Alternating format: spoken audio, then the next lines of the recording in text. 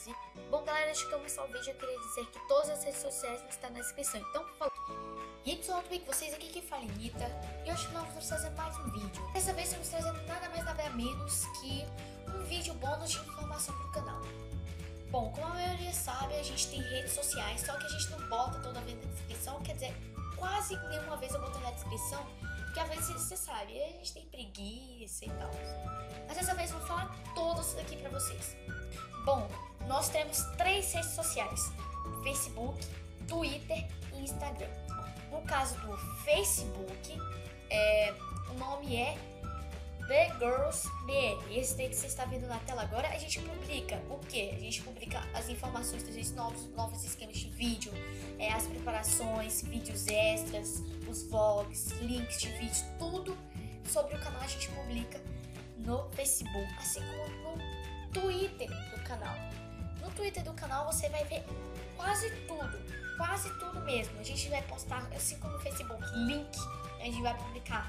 A gente vai tentar fazer Gart com vocês, os inscritos.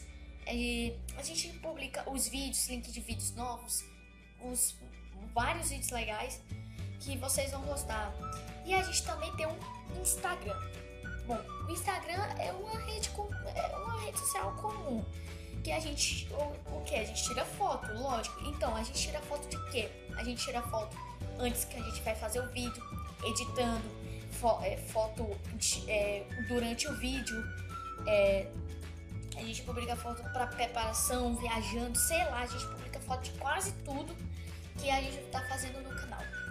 Essas são nossas redes sociais por enquanto. A gente vai procurar várias outras que eu posso trazer informações para vocês, assim como no YouTube vocês recebem muitas informações do canal. Mas no caso, vai que o YouTube...